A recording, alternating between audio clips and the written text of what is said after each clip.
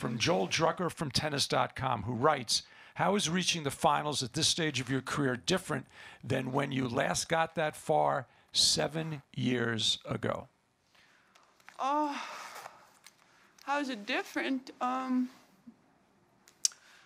mean, mentally, I'm in such a different place. And I think when 7 years ago, after I won the Australian Open and stuff, and playing kind of consistently with good results, it was kind of I would say, not expected, but kind of expected for me to be in the final. And I don't think that was this case this year. But it feels more fun this year, more fulfilling, more pleasant for me. Yeah, it feels nicer. Great answer. Stay on the board, if you would. Justin Gard from KFAN Radio asks, how did you turn it around after her great start? Well, I knew I had to step up with my game. It was very quick. In the beginning, it was a lot of very short rallies. She served really, really well. So I felt like I was out of range. I wasn't finding my serve, and second serve was getting killed. So I knew I had to get into the rallies. I need to step up with my aggressivity, play a little smarter, play with a little bit more width of the court, and bring the intensity up. I felt that intensity was important today to bring it up, and I'm glad that worked out for me. Okay, one more. This is like homeschooling here. One more on the board. Megan Flood of ESPN writes, at 2-all in the second set, you started to bop around at the baseline before the next game. What were you telling yourself in that moment? Oh, bopping. What was I telling myself? Keep going. Like it was just take every opportunity. I had to take every opportunity. The one set is gone. There's 2 more to play. And I knew I had to step it up, so I needed to bring my energy up. I don't know if I was necessarily telling myself much. I think I was more like, it was just more energy rather than talking. Okay, if you can go to the video board now, let's go to Australia. I have no idea what time it is there. To Craig from Crosscourt. Craig, you are live. 2:40 in the afternoon on Friday. Nice. Vika, obviously the job is not done yet. Can you just look ahead? I know you've just come off court. I appreciate that, but if you can look ahead for the final and playing Naomi Osaka. Very excited about that. I'm as excited as I was last week. So I'm sure this time we're going to get to play, and it's going to be a great match. I think it's going to be an amazing final. I hope it will be. I'll have fun. But she's a very, very powerful player. She's a great champion. She's won 2 already. So, and then we're both looking for a third one. So that'll be fun. Thanks. Thank you. Let's go to Ben from the New York Times. Ben, you are live. Hi, Vika. Hi, Ben. You made an interesting comment in your on-court interview talking about your ego in 2012, or saying how you had more ego then and how it's different now. And I'm just curious, how did that ego, you think, help or hurt you back then? And how is it different for you now? What is it like having less ego or no ego, however you define your current state as a player? Well, I think when you're coming up from kind of nothing, and then you become a #1 player in the world, sometimes you can start to think you're invisible and that you are better than everybody, and it's not true. So the ego starts to grow, and it's very hurtful when it gets damaged.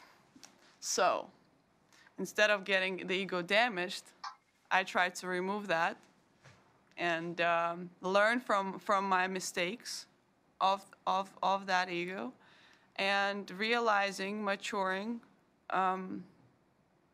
that being a tennis player doesn't make you better or worse than anybody else, that you're still human, and all you can do is try to be the best version of yourself and keep improving.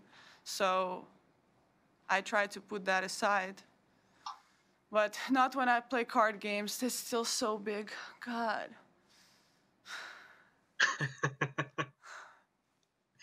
Thank you. Thank you, Ben. Let's go to Shara from the Beacon. Shara, you are live.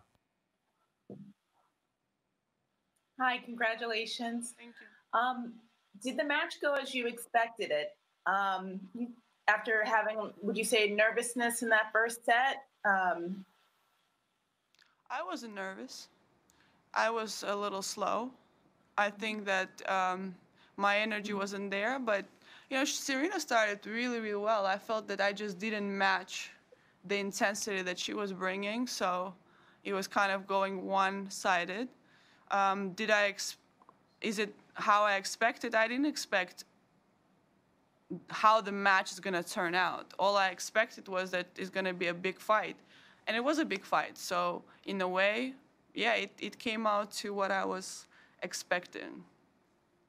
Let's go to Bill from Inside Tennis. Bill, you are live. Incredible, Vika. Congratulations. My feeling is that you just said something pretty special, where you were this great champion, number one, and you had this big ego, and you tried to sort of put it away. How did you approach that? What tools did you use? How the heck did you work on that? Well, the best tools were me losing a lot of matches. That was the biggest tool that I could get, so I could continue to stay on my high horse, or I could just change it and learn from that. So, I just feel I'm very proud of myself that I took that challenge from losing and turn it around and become better. And I'm not talking about a better tennis player. I'm talking about a better person for myself, for my son. That's what I'm most proud of. And did the loss to Laura in Australia, the last time you played, if I have it right, in Melbourne, that was a particularly poignant loss. You had quite a moment in the press room. Do you recall that? And was that part of the process of coming back? Well, that was a really tough moment for me personally. And obviously, I'm the kind of player and a person who shows their emotions and wear my heart on my sleeve. But at some point, when bad things happen to you or challenging things happen to you, you can be a victim and you can feel sorry for yourself, which I did, showing weakness is not a problem. Showing vulnerability is not a problem. But, lights out? I was just getting started. You dropped the mic. Can you guys hear me? Yeah, you're still good. Okay. I was saying that vulnerability is good. Having emotions, is good. But for me personally, feeling myself constantly as why things happen to me the way they happen was not beneficial. And I stopped doing that. I started taking more of responsibility for what I do, for what happens to me, and responsibility of how I'm going to react to situations. And that helped me grow. That helped me become a better person that I am today. And I think that shows on the tennis court, too. Let's go to Courtney from the WTA. Courtney, you are live. Hey, Vika. When you're in those changeovers and your eyes are closed, and I'm just curious, what do you see when you're sitting there, or what's going through your mind? Nothing. Absolutely nothing. That's my Pure goal. peace? Just That's quiet? my goal. That's my goal, is just nothing. successful tonight, anyways. But in addition to that, after the way that the first set was going, and I know that towards the end of the first set, you were closing the gap. It seemed like you were getting a better read on her serve, getting into her service games and things like that. How much of were you ever close to kind of feeling like this thing was slipping away quickly, or were you fully kind of like, okay, because she jumped out quite quick? Yeah. I mean, I knew that I was to set down, but I told you guys that before. No matter what, I know the match is never over, and it's going on both sides. So 6-1, I just didn't want to get 6-love because that would have been tough. But I knew that I was getting, a little bit in a better rhythm. I was just not converting those games at 4-1. I didn't convert the game at 5-1. But I went for some of the shots that I was hoping to go for. I just didn't make them successfully. So I knew I was going in the right direction. I just needed to execute it a little better and get my energy up. Thank you, Courtney. Let's go to Reem from DPA. Reem, you are live. Hi, Vika. Hi.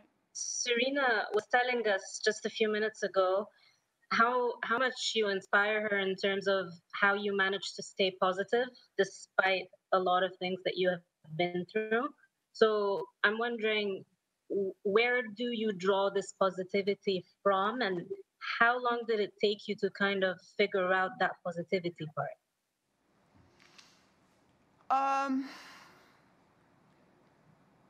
I don't necessarily know if it's positivity only. I actually like that. You know what? I'm going to tell you guys. So I'm working on this show that I've interviewing people, because you're all always interviewing me, and I switched the role in interviewing people. So I had this very interesting discussion with one of the people that I'm not going to reveal right now about neutral mentality. And that was kind of an interesting point, that not necessarily where when shit happens to you and you're like, oh, let's be positive. Like, it's sometimes impossible to be positive.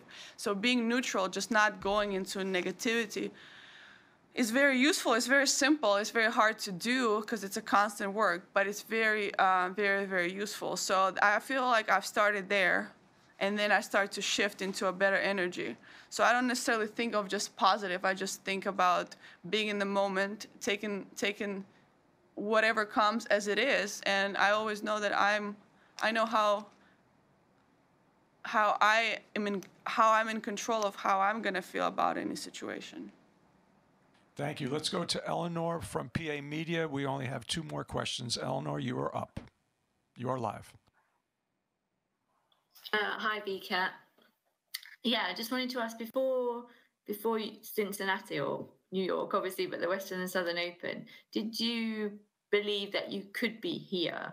And was there a moment where you felt that you were getting back to the level that you've shown today? Well, beliefs comes before Cincinnati, before Lexington. It was coming on the tennis court, in practice, not in practice. So I didn't start to exercise my belief when I start to get results, because that doesn't work that way. So my belief came from way before, from deep within me, that's what I want to do, and I'm going to work real hard about it. Did I think about the result? I mean, I want to think about result, but I don't necessarily put that way in a perspective. So I was thinking about, how can I raise my level? How can I be mentally stable and tough? Because I've always been tough, but I had those moments where I was just not there. I wasn't in the moment, and I found that, serenity being in the moment now. Our last question is a written question to your left. Willie Weinbaum of ESPN. What are your thoughts about what Serena is doing at this age and pursuing the record for major titles? What are my thoughts? I think it's amazing. there's no other thoughts. There's someone who is an amazing champion going for what she wants to do. All admiration from my side. Thank you very much. Congratulations once again. Good luck in the finals. Thank you, guys.